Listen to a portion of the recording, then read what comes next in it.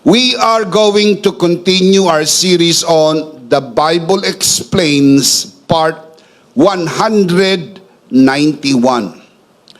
Today, we are going to continue our mini-series within the big series of The Bible Explains, entitled The 12 Timeless Principles of Grace, Part 10.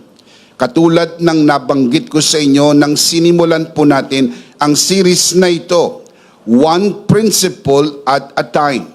Ipinapaliwanag natin ang prinsipyo na hindi kumukupas, lumipas man ang panahon, pagkatapos nagkakaroon po tayo ng life application kung paano maipapamuhay ang mga prinsipyong ito sa pang-araw-araw nating buhay.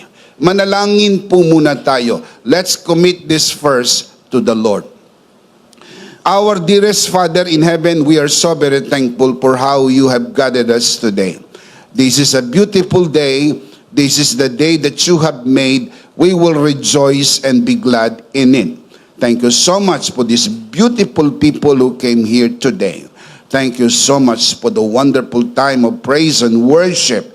Equally, thank you so very much for the people who are watching this broadcast today. We commit to you this time, even this learning time, and it is our prayer that everything that will be said and done only for your glory and for the blessing of everyone. This we pray, Father, only in the name of your Son, our Lord and Savior, Jesus Christ, by the power of the Holy Spirit. And everybody would just simply say, Amen. Palakpakan natin ang Panginoon.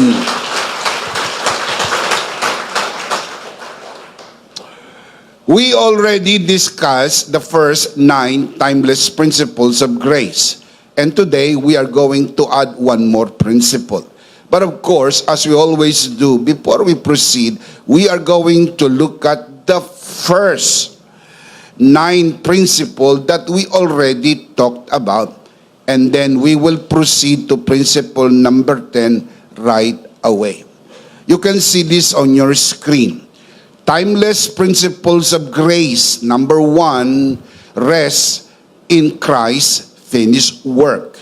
Number 2, live from your true identity in Christ. Number 3, align every decision with grace.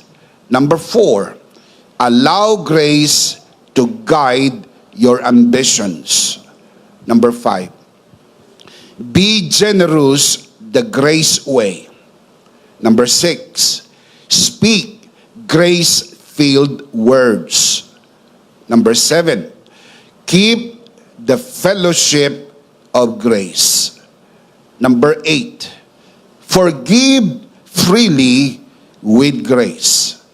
Number 9, walk in the spirit of grace. Number 10, this is what we're going to talk about today. Trust the process of grace.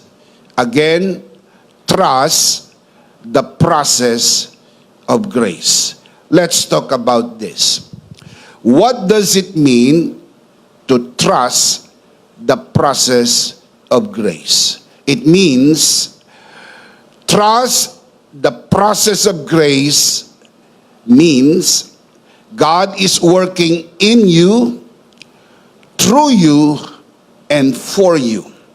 His grace transforms, refines, and strengthens in His perfect time.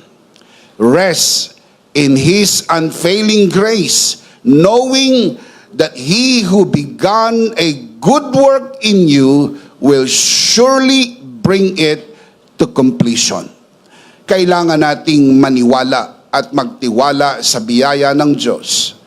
Na ang Diyos na nagbigay sa atin ng grasya at nagsimula ng mabuting bagay sa atin, tatapusin niya ito hanggang sa dakilang araw ng ating Panginoon. Philippians chapter 1 verse 6, the Apostle Paul writes, being confident of this, that He who began a good work in you will carry it on to completion until when? Until the day of Christ Jesus. Mula sa unang araw na gumawa ang Diyos ng mabuti sa iyo at ibinigay niya ang kanyang grasya sa iyo, hindi kanya iiwanan. Siya'y gumagawa sa iyo, gumagawa sa pamamagitan mo, gumagawa din para sa iyo upang ang grasya ng Diyos ay maranasan mo araw-araw hanggang sa pinakadakilang araw na makita natin ang Panginoon ng mukhaan at tayo'y mapa sa Panginoon magpakailan-kailan paman. Can you say amen? Amen. Remember, a process takes time. Trust in God's timing and be patient, for He makes everything beautiful at the right time. Kaya madalas sinasabi natin dito, bawal mainip. Sabihin mo sa iyong katabi, bawal mainip. Ang iba sa inyo nagsasalita, walang kausap. Humarap ka sa katabi mo, sabihin mo sa kanya, bawal mainip. Sabihin natin sabay-sabay, bawal mainip. Bakit po bawal mainip? Sapagkat ang Diyos ay gumagawa. Wala ka man nakikita, pero ang Diyos ay gumagawa sa iyo, sa pamamagitan mo, at para sa iyo. God is working in you, through you, and for you. Keep in mind, God is not against you, He is for you. Hindi mo kalaban ang Diyos. Kakampi mo ang Diyos. Palakpakan natin ang Panginoon. Praise God. Well, in light of this principle, trust the process of grace, I want to share with you 3 biblical insights on trusting the grace process. Kailangan nating magtiwala sa proseso ng biyaya. Huwag niyong pagdudahan. Wala man kayong nakikita, wala man kayong nararamdaman, ang Diyos ay gumagawa. Hindi ho obligado ang Diyos magpaliwanag sa atin, pero kailangan nating magtiwala sa Diyos. Can you say amen? Amen. Number 1, biblical insight. Grace transforms you over time. Dahan-dahan kang binabago ng biyaya ng Diyos. Kaya hindi pwede ang mainip. Amen. Kailangan niyong makita that God is working in and through and for you. That is why you have to remember, grace transforms you over time. Always remember, you are a tripartite being: spirit, soul, and body. Tayo po ay espiritu, mayroon tayong kaluluwa, nakatira tayo sa katawan. 1 Thessalonians 5:23. Sa Griego, ang nakalagay ay to-pneuma, hosuke, and to-soma. Literally, the spirit, the soul, and the body. Ang pagkakagamit po ng article na the spirit, the soul, the body, ay maliwanag po grammatically. Ang ibig sabihin po, definite and distinct. Ibig sabihin, the spirit is not the soul. The soul is not the body, and the body is not the spirit. Gaano po ito kahalaga? Ito po ay basic and fundamental teaching sa full grace. Dahil kapag hindi mo naintindihan ang spirit, soul, and body, maraming teaching sa full grace ang hindi mo maintindihan. Also, we need to keep in mind that we are created in the image of God. Because God is a triune God, the Father, the Son, and the Holy Spirit. We are a triune being as well. The Spirit, the soul, and the body. The Father is not the Son. The Son is not the Holy Spirit. The Holy Spirit is not the Father. Three separate, distinct personalities and yet one God. Kung paanong ang tatlo ay isa, hindi ho kayang ilulan yan ng iyong limitadong kaisipan.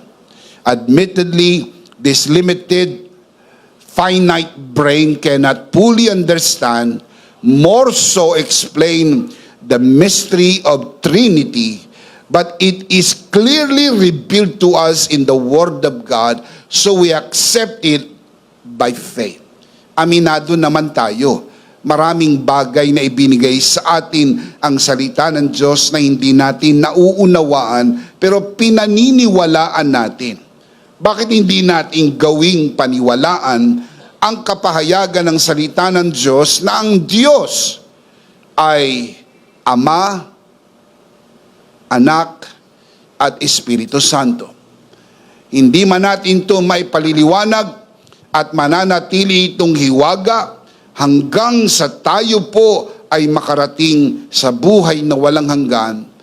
You need to remember that you are created like God. God is a triune God. We are a triune being. Again, created like God. The part of you, the part of our being na naborn again ay ang ating spirit. That is why we called it born again spirit. Ang naborn again sa iyo, hindi ang katawan, hindi ang kaluluwa, kundi ang iyong spirito. Sabi ng John 3:6, the Spirit gives birth to spirit. Ang Espiritu Santo ipinanganak ang iyong spirito.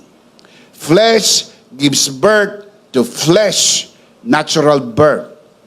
The Spirit, capital S, referring to the Holy Spirit, the Spirit gives birth to spirit, small s, referring to human spirit. Nang magkasala ang tao at bumagsak, ang Espiritu ang namatay. Ang Espiritu ang nahiwalay sa Diyos. Nang ang ating Panginoon Kristo ay Diyos na nagkatawang tao, ipinanganak sa sabsaban ng Bethlehem and ultimately namatay sa krus ng Kalbaryo, ay upang sa pamagitan ng kanyang kamatayan, pag-aalay ng kanyang buhay, ay maibigay niya ang kanyang buhay sa atin upang ang spiritong patay ay mabuhay. Ang tawag niyan, born again. Ang emphasis, again. Bakit again? Kasi dati namang buhay ang spirito Namatay lang dahil pumasok ang kasalanan. Ang mabuting balita ay ito. Dahil kay Kristo, ipinanganak na tayong muli. We are born again through Jesus Christ, our Lord. Can you say amen? Amen. Remember, it's imperative. You must be born again. Sabi ni Jesus, you must be born again. Yan pong mensahe po na yan ay para sa lahat ng spiritually dead unbelievers.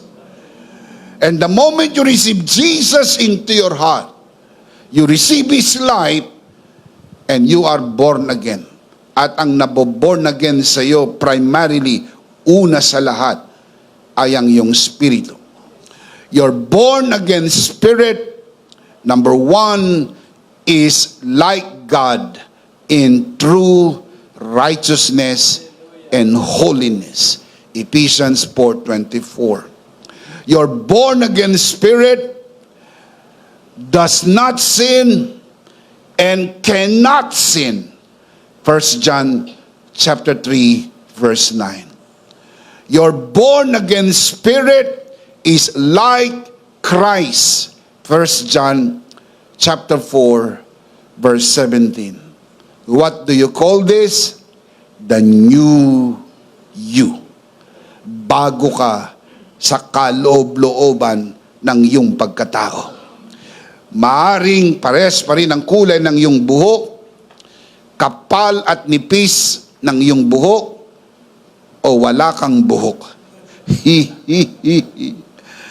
Pares pa rin ang iyong taas, ang iyong lapad, at ang iyong timbang.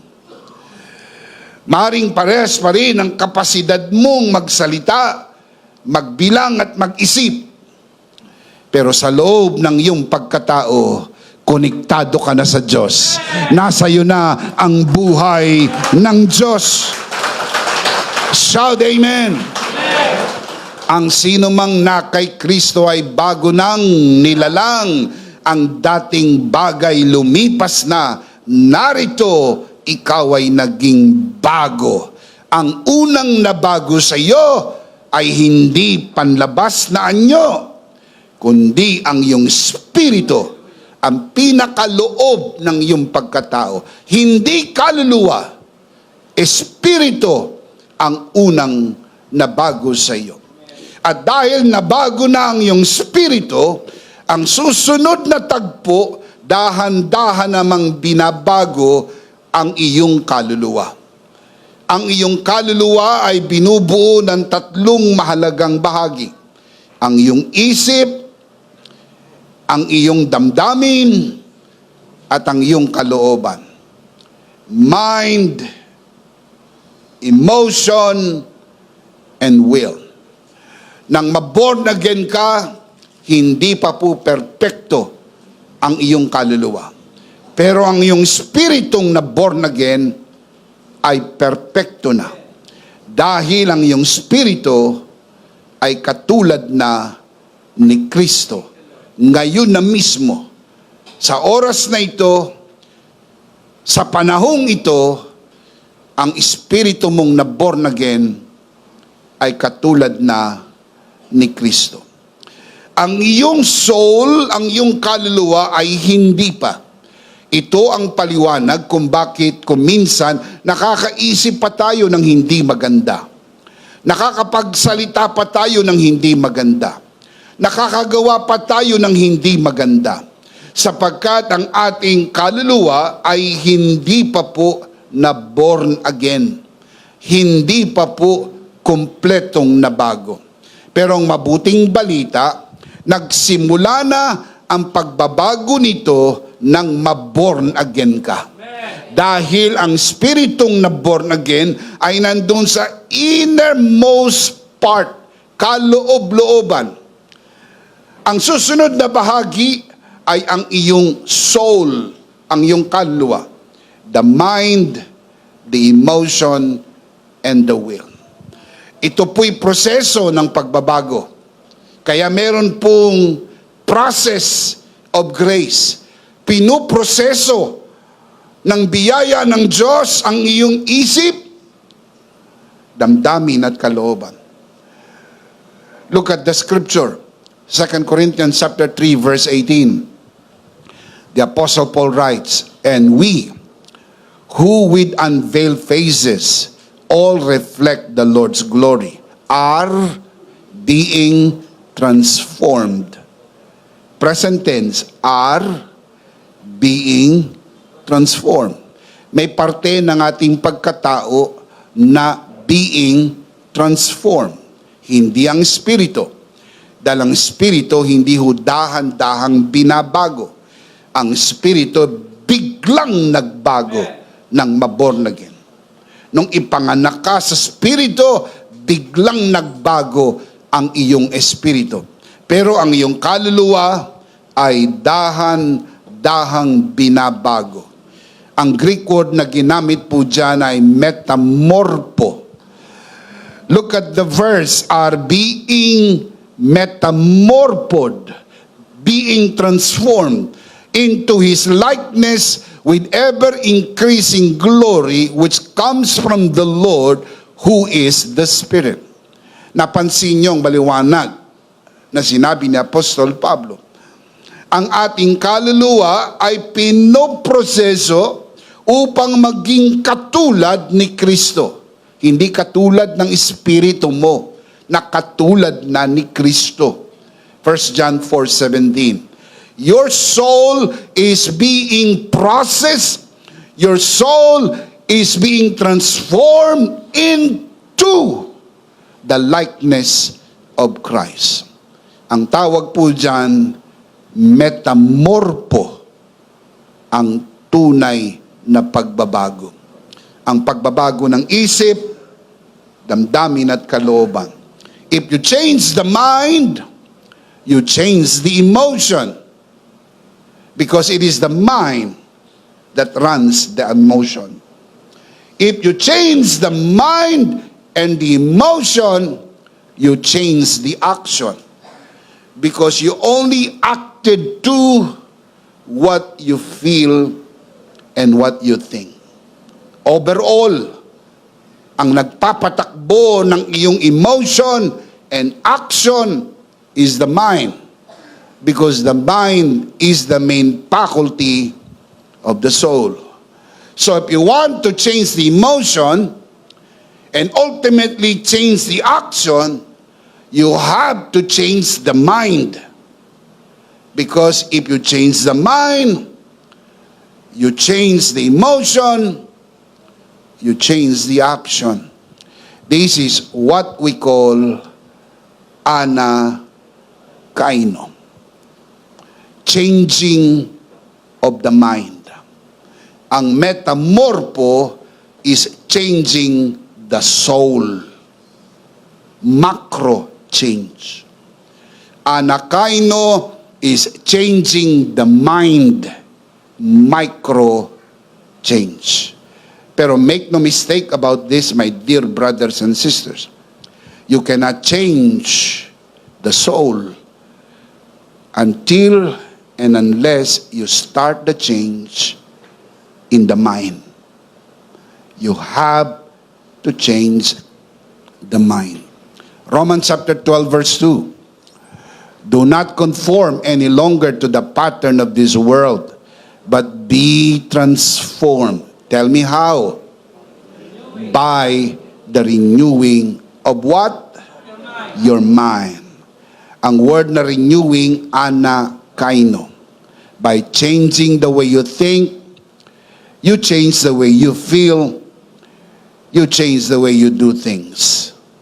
It all starts with the mind. Then, as a result, ito magiging resulta kapag nabago na ang kaisipan.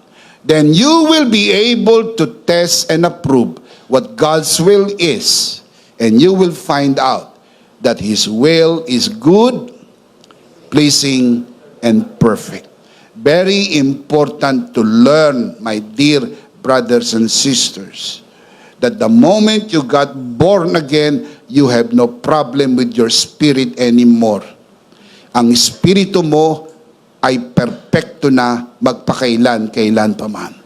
Ang espiritu mo ay nakahanda ng sumalubong sa Panginoon anytime. Pag tumunog ang trompeta ngayon, ikaw ay handa ng sumalubong sa Panginoon at mapa sa Panginoon magpakailan-kailan pa man, para sempre, para sempre, para sempre. Shout amen. Very, very, very soon, when Jesus returns, He will change our mortal body into glorified body. So nabago na ang spirito mo, binabago ang kaluluwa mo. At ang huling tagpo, babaguhin naman ang katawan mo. You can see the diagram that the spirit is already made new. Tawag po dyan sa theology, regeneration. You can also notice that the soul is being made new. It's a process. Tawag dyan, sanctification. And ultimately, you can see the body, glorification, will be made new. When you put that together, made new, being made new, will be made new. Sapagkat ang ating katawan ay papalitan. Ang katawang ito ay hindi pang matagalan. Kaya napansin nyo, pag nagkakaedad ka na, merong mga limitasyon na ang iyong katawan. Na huwag mo ikalungkot yan. Maging makatotohanan ka. Ang ibig sabihin yan, palapit ka na sa langit. You will be with the Lord forever. Pag nagkakaedad ka, kapag ikaw ay sumampa na ng 80, 90, o higit pa, ikaw ay nasa pre-departure area. Pag mag-a-abroad kayo, meron tinatawag pong pre-departure area. Doon ka maghihintay ng boarding. Makikinig ka ng announcement. Titignan mo sa monitor. Lalabas sa monitor kung bukas na yung gate. At boarding na, pipila ka na. Nauuna sa pila ang senior citizen. Priority. At sila'y pinapapasok. Pagpasok sa eroplano, biyahe na. Ang biyahe na yan ay papuntang langit. At mapapasa Panginoon na tayo magpakailan, kailan pa man. Come on, give Him praise, give Him praise, give Him praise. Shout, praise the Lord. Praise the Lord. Shout, hallelujah. Hallelujah. Let me show you the verse. Philippians chapter 3, verse 20 to 21. The Apostle Paul writes, but our citizenship is in heaven, and we eagerly await a Savior from there. So saan manggagaling ang Savior?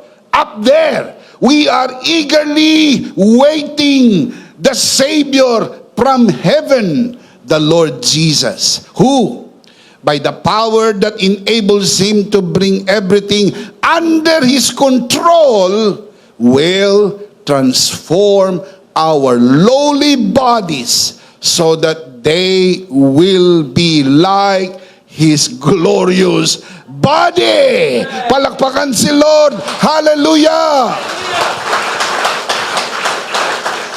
Our body will be like His body. Napansin nyo, ang spirito mo already like Jesus. Ang iyong kaluluwa in process of becoming like Jesus. And soon and very soon, when Jesus returns and the trump sounds, we will see Him face to face, and our body will be like Jesus. Amen. So that the whole being will be completely like Jesus. 1 John chapter 3 verse 2. Dear friends, now we are children of God, and what we will be has not yet been made known, meaning not revealed yet. But we know that when He appears, second coming, when He appears, something will happen. We shall be like Him, completely like Him, spirit, soul, and body, for we shall see Him as He is. Ang spirito mo already like Christ. 1 John 4:17. ang iyong kaluluwa in process of being and becoming like Christ. 2 Corinthians 3:18. Your body will soon be like the body of Jesus Christ. Philippians chapter 3, verse 21. Pag pinagsama-sama nyo ang kaisipan na yan, magiging malinaw sa inyo that God is committed to complete what He has started in you until the day of Jesus Christ. Amen? Look at the verse, Philippians 1:6 again. Paul writes, being confident of this, that He who began a good work in you will carry it on to completion until the day of Christ Jesus. Meron po bang itinakdang araw? Until the day we see Jesus face to face. That day, the Lord will complete the whole process of grace in us and through us, all by His grace for His glory. Palakpakan natin ang Panginoon. Amen. Number one, grace transforms you over time. Number two, grace sustains you through every season. Ikaw ay sinusustine ng biyaya ng Diyos sa bawat panahon at tagpo ng mga panahon ng iyong buhay. Grace sustains you through every season, strengthening in trials, refreshing in waiting, and empowering in breakthroughs. His grace is always enough. Can you say amen? 2 Corinthians chapter 12 verse 7 following verses, the Apostle Paul writes, to keep me from becoming conceited because of these surpassingly great revelations, there was given me a thorn in my flesh, a messenger of Satan to torment me. 3 times I pleaded with the Lord to take it, referring to the thorn in the flesh, to take it away from me. Verse 9. But He said to me, my grace is sufficient for you, for my power is made perfect in weakness. Hiniling niya sa Panginoon na alisin ang tinik sa laman. Sa halip na alisin, in-affirm sa kanya, hindi ko aalisin, pero wag kang malungkot, wag kang mapanghinaan ng loob, palalakasin kita ng aking biyaya. Amen. Amen. Give Him praise. Praise God. Kung minsan may mga panalangin tayo, Diyos ko, alisin mo ang mga taong ito. Sabi ng Lord, hindi ko aalisin, dadagdagan ko pa. Bakit? Kailan mo mararanasan ang biyaya ng Panginoon sa mga panahon na umaasa ka sa biyaya ng Panginoon? Now look at the verse again. Therefore, I will boast all the more gladly about my weaknesses so that Christ's power may rest on me. Yung weaknesses po rito, hindi niya po tinutukoy ang sakit. Kung meron po kayong sakit, paniwalaan po ninyo, kinuha na ng Panginoon ang inyong sakit, dinala sa krus ng Kalbaryo, at sa kanyang sugat, pinagaling ka na ng Panginoon. Palakpakan si Lord, pinagaling ka na ng Panginoon. Maraming mga pagtatalo tungkol po sa tinik sa laman. Iba-iba ang mga views and beliefs. Ito daw ay sakit. Ako po'y naniniwala, hindi po ito sakit. I will explain to you sa mga susunod natin pong mga pagtitipon kung ano itong tinik sa laman, pero hindi po ito sakit. Ito po yung inability to do things easy due to the thorn in the flesh. Magaang sana eh. Magaang sana eh. Wala sanang problem eh. Pero you have to admit that there are problematic people. There are problematic situations. There are trials and tribulations in life. Okay na eh. Kung wala lang yung ganyan eh. Kung wala lang yung ganyan, okay naman eh. Pero sometimes in the wisdom of God, He allows things to happen so that you will experience His grace in your life. Kailan mo mararanasang malakas ka kung wala ka namang kinakarga? Baka kalain mong malakas ka, pero hindi mo masubok ang lakas mo hanggang meron kang kargahin. Kumisan ang bigat ng karga natin at nagdadasal tayo, Diyos ko, alisin mo naman itong karga-karga ko. Sabi ng Lord, hindi ko aalisin. Pero wag kang mapanghinaan ng loob. Palalakasin kita. Kaya mo yan sa biyayang nasa iyo. Makakaya mo ang mga pasaning dala-dala mo. Amen? Linawin ko lang, ang mga pasaning ito hindi ho sakit at hindi ho kahirapan. Ang kahirapan at sakit ay hindi ho kasamang pinapapasan sa atin ng Diyos. Pinasan po ito ni Kristo doon sa krus ng Kalbaryo para sa iyo. Huwag mong pasanin.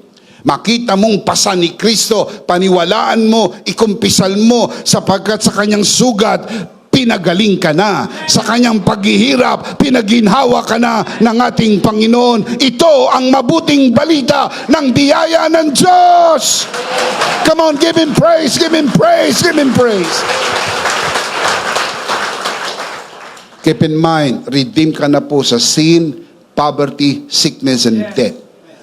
Pero hindi po tayo redeemed from trials, tribulations, and persecutions. Jesus said, in the world, you will have tribulation. Ang mga pag-uusig, mga pagkutya, ang mga pagsubok ng buhay. At pag may pinagdadaanan ka, tumayo ka ng matuwid. Lagyan mo ng ngiti ang iyong labi. Lagyan mo ng sigla ang iyong katawan at padyak ang iyong paa. Dahil sa lahat ng ito, dakila ang biyaya ng Diyos. Dakila ang biyaya ng Diyos. Palakpak para sa Panginoon. Amen. When trials come, God's grace is our strength. His sustaining grace enables us to endure difficulties, knowing that He is working all things for our good. Ang Diyos ba'y mabuti? Amen. Kung ang Diyos ay mabuti, meron siyang mabuting plano sa iyo. Amen. At may mga nangyayari sa buhay mo ngayon na hindi mo naiintindihan, iniiyakan mo, nagrireklamo ka, lakasan mong yung loob. Lahat ng bagay na pinapahintulutan ng Diyos dumaan sa iyo ay hindi para sirain ka, kundi para palakasin ka ng biyaya ng Diyos na nasa iyo, gumagawa sa iyo. Shout amen. Challenges and delays are not signs of God's absence, but opportunities to experience His grace in deeper ways. Kumisan, ganito lang ang alam natin sa biyaya ng Diyos. Hanggang sa dumating ang araw na dinala tayo ng Panginoon sa mas malalim na mga tagpo ng buhay, naranasan natin na kahit sa malalim na bahagi ng tagpo ng buhay, naroon pa rin ang salbabida ng biyaya ng Diyos. Palakpakan natin ang mabuting Panginoon. Praise God. Number 2, grace sustains you through every season. Number 3, grace beautifies everything in its time.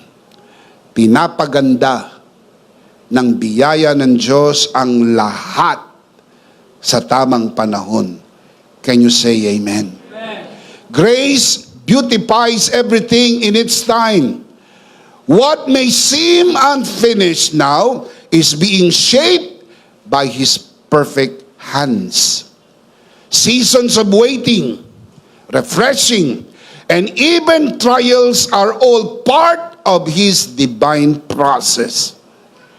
Trust His timing, for He makes all things beautiful in His grace.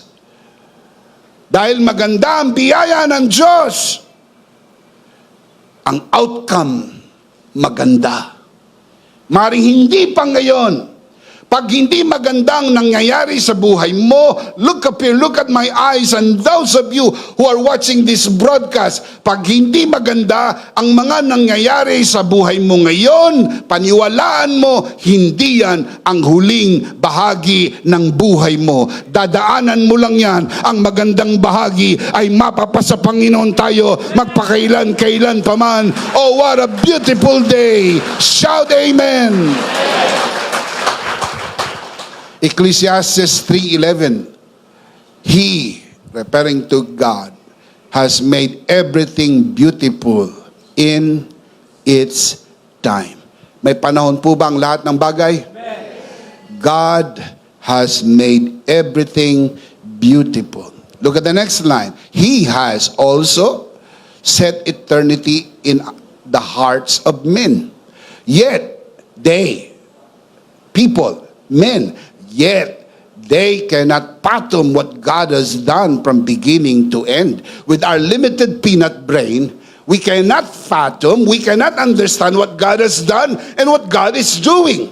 And because you cannot understand, you might as well trust Him every step of the way in the process of grace. Di mo naman naiintindihan. Why me, Lord? Bakit ako? Bakit ang anak ko?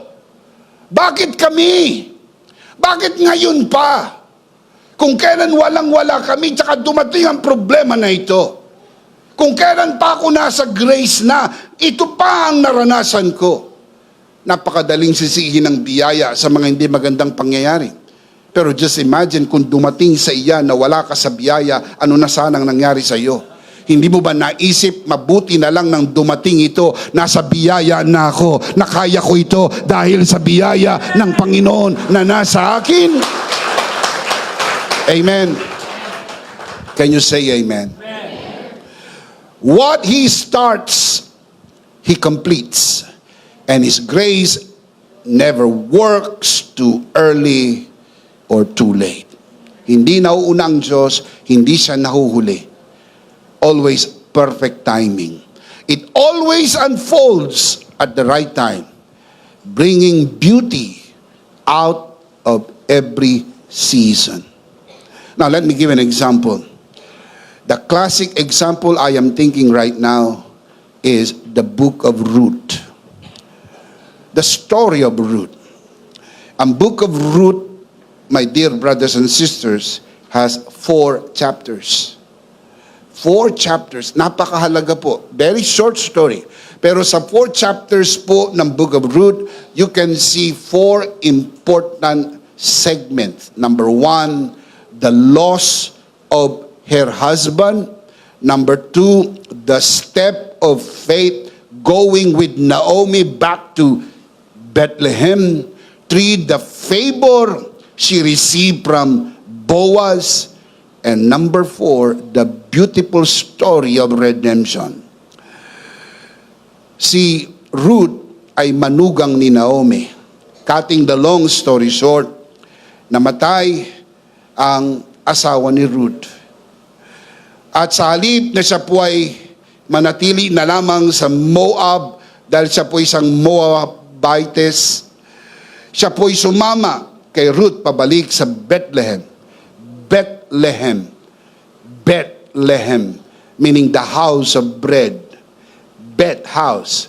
Lechem, bread. Bethlehem, meaning the house of bread. Nung sila po ay bumalik sa Bethlehem, sumama po si Ruth sa kanyang biyanan na si Naomi. It was in Bethlehem that she received the favor of God through Boaz. And the beautiful story, Ruth married Boaz. Napangasawa po ni Ruth itong si Boaz. Nagkaroon po sila ng anak, ang pangalan Obed. Si Obed po ang tatay ni Jesse. Si Jesse po ang tatay ni David. And David is known in the whole Bible. And Jesus is called the Son of David. Sa unang tagpo ng buhay ni Ruth, parang hindi maganda. Nabiyuda ng maaga.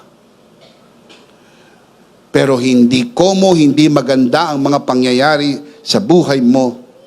Ikaw ay magmamaktol, magre-rebelde, at lalabanan mo ang kalooban ng Diyos. Sumama ka kay Naomi. Bumalik ka sa Bethlehem, the house of bread.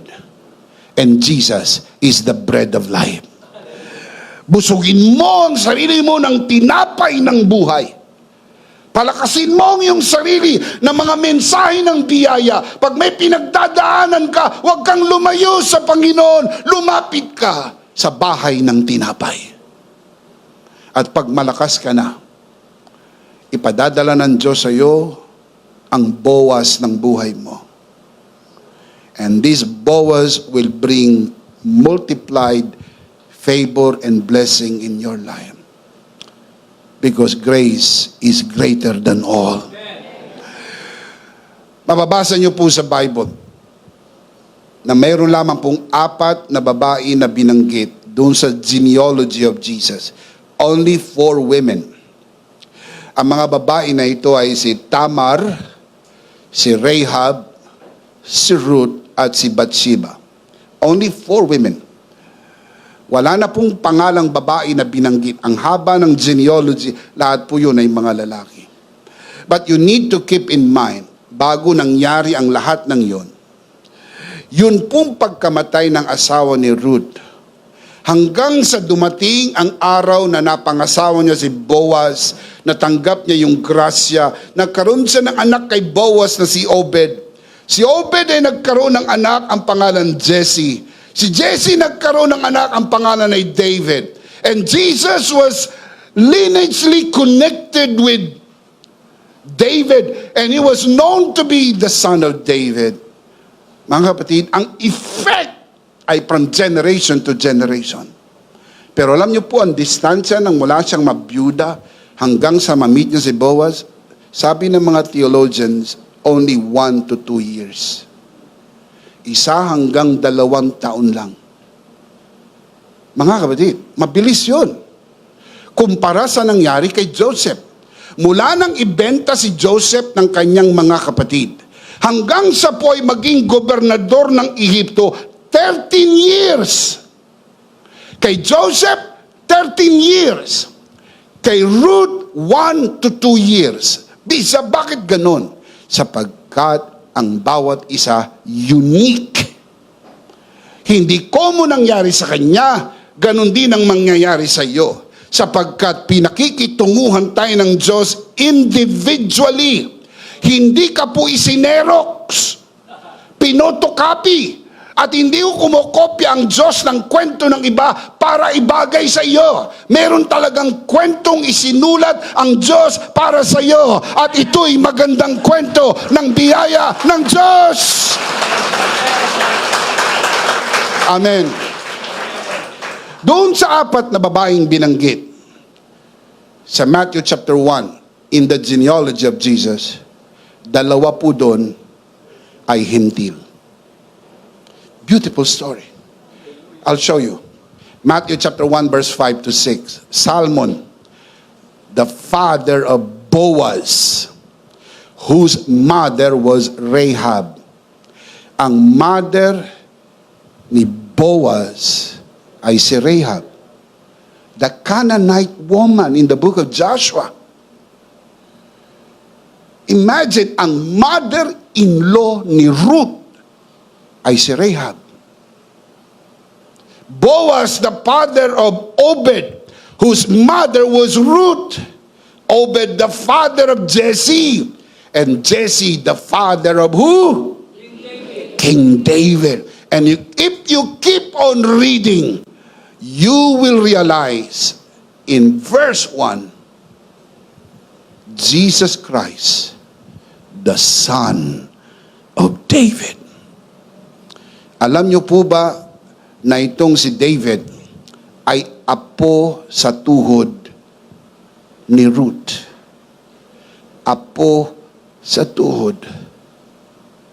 Mga kapatid, hindi ka pwedeng mainip dahil ang grasya ng Diyos tumatawid hanggang sa kaapu-apuhan ng iyong buhay. Kaya pag tinignan mo na ang iyong mga apo, di ka makalakad, antayin mo ang apo sa tuhod dahil yung tuhod mo lalakas sapagkat pinagpala hindi lang ikaw, hindi lang ang iyong mga anak, pati ang iyong mga apo ay pinagpala ng ating Panginoon. Bless, bless, bless, bless, bless of the Lord! Amen! Napakapalad na mga batang maging kamukha ng lolo at lola. You're so blessed. Mantakin nyo kung naging kamukha kayo nung magulang nyo. Grabe. Buti hindi naging kamukha nung manugang.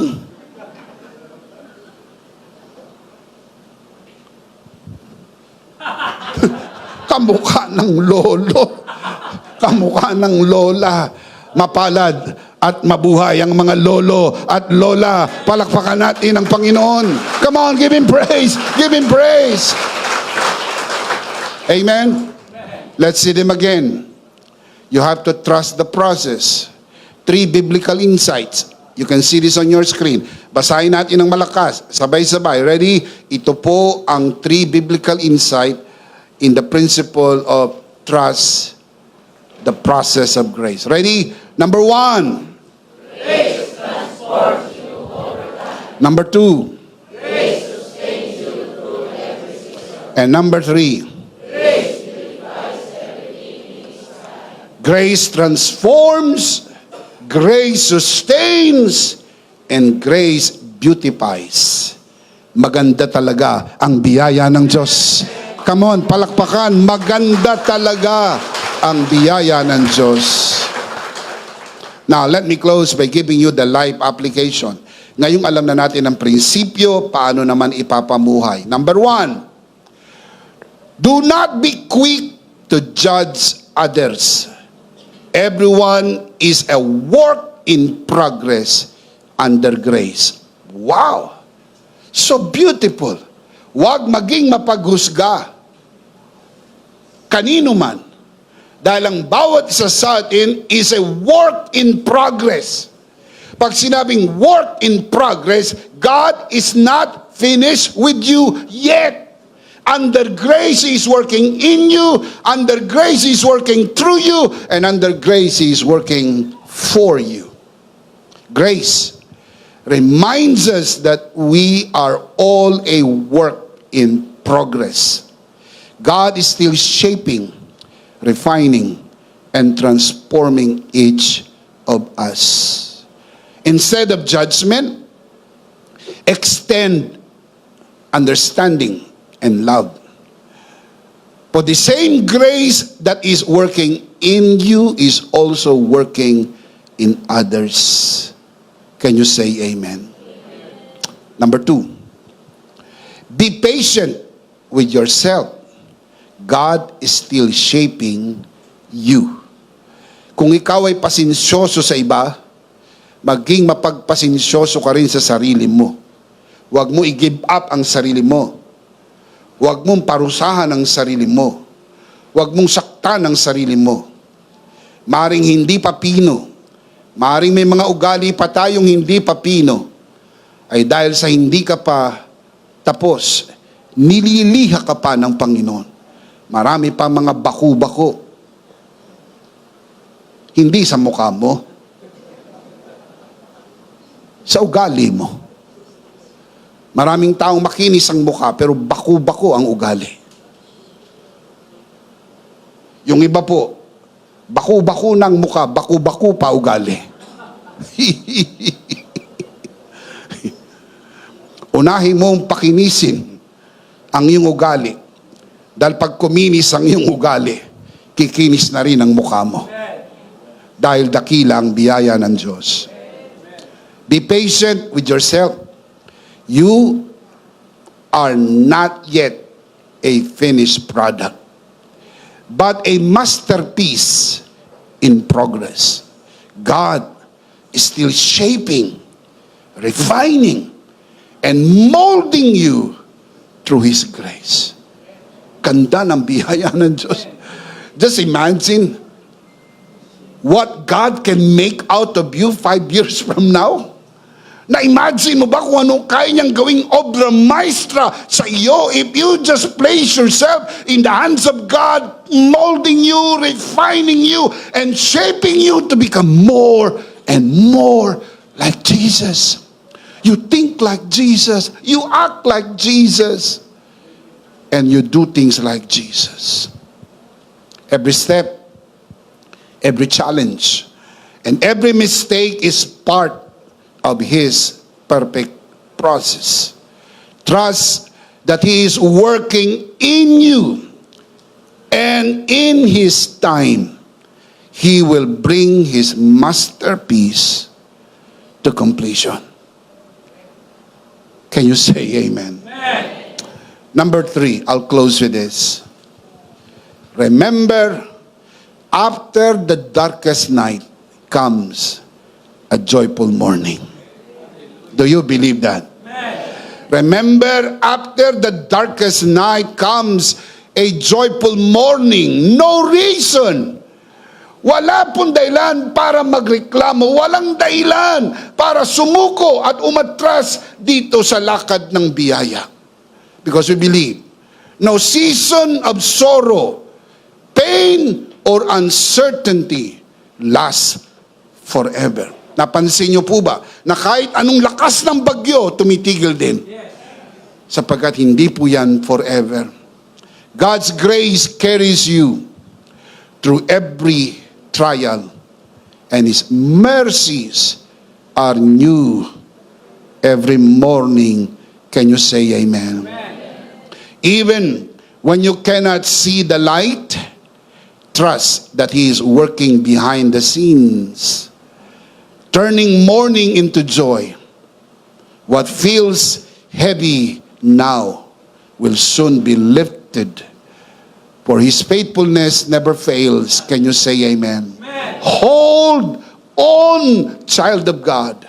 Your morning of rejoicing is coming. I want to say that again. Child of God, kinakausap ka ng Panginoon personally. And those of you who are watching this broadcast, child of God, hold on. Your morning of rejoicing is coming. The Bible says, weeping may last through the night, but joy comes in the morning. Malapit na ang umaga ng iyong kasiyahan. Keep on, keeping on, hold on, child of God. Shout amen. Amen. Let's see them again. Life application. You can see this on your screen. Now that we know the principle, trust the process of grace, this is the life application. Ready? Let's read them out loud. Malakas, malakas, malakas, at sabay-sabay. Ready? Number 1.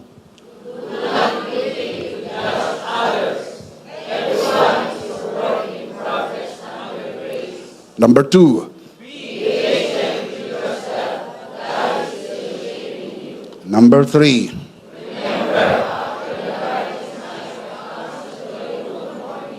Number 1, do not be quick to judge others. Everyone is a work in progress under you. Everyone, including you and me. Can you say amen? Amen. Be patient with yourself. God is still shaping you. Number 3, remember, after the darkest night comes what? A a joyful morning. The big idea is, God works in me and through me. Ang Diyos ay gumagawa sa pamagitan mo, pero bago siya makagawa sa pamagitan mo, kailangan mo na siyang gumawa sa iyo. God works in me and through me. Come on, let's say all together, what is the big idea? Christ, God works in me. One more time, louder. Christ, God works in me. Are you in Christ? He is working in you and working through you. Can you say amen? Of course, we do not want to end this broadcast without giving you the opportunity to receive Jesus today. Be saved so He can work in you and through you as well. Taas natin ang ating dalawang kamay, ipikit ang mata. Sumunod sa panalangin ng pagtanggap at ariin mo na ito isang personal mong panalangin. Manalangin po tayo. Panginoong Jesus, ako po'y makasalanan. Hindi ko po kayang iligtas ang aking sarili. Ako'y mapapahamak ng hiwalay sa iyo. Narinig ko po ang mabuting balita. Ako po'y naniniwala. Tinatanggap kita sa aking puso bilang aking Panginoon at aking tagapagligtas. Salamat po, pinatawad mo na ang aking mga kasalanan, isinulat mo na ang aking pangalan sa aklat ng buhay. Sa pangalan ni Jesus, Amen.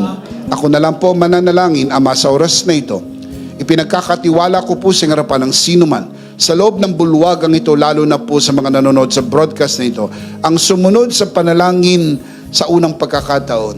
Pinagkakatiwala po namin sila sa iyong kagandahang loob na sila'y lumagos sa biyaya at sa bagong natagpuang pananampalataya. Sa pangalan ng Panginoon Jesus, tayong lahat ay magsabi ng Amen. Palakpakan si Lord. Amen. Amen.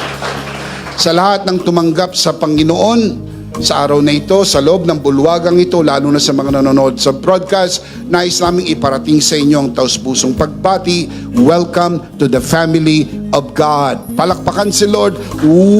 Welcome to the family of God. Ihanda po natin ang ating mga sarili. Kunin po natin ang ating pong communion elements and let's do this together.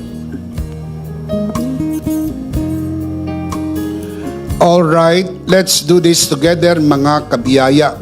Hawak-hawak po natin ang pinakamakapangyarihang simbolo ng tinapos na gawa ni Kristo sa krus ng Kalbaryo. Ito ang aral na tinanggap ko sa Panginoon at ngayon naman ay binibigay ko sa inyo. Nang gabing siya'y pagkanuloy dumampot siya ng tinapay. Kanyang pinagpira-piraso at kanyang sinabi, ito ang aking katawan na pinagpira-piraso dahil sa inyo. Gawin niyo to bilang pag-alaala sa akin. Sabay-sabay po natin gawin.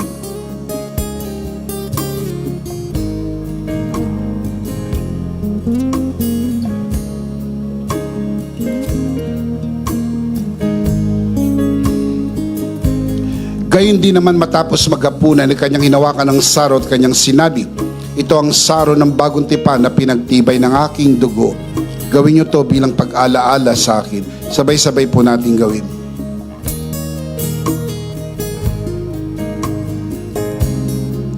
Ate po itaas ang ating dalawang kamay at sumunod po tayo sa panalangin na ito. Aming Ama, maraming salamat po sa aming Panginoong Hesukristo.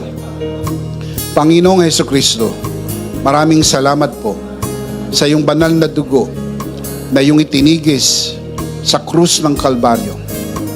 Dahil po dito, lahat ng aming kasalanan ay iyong ang pinatawad.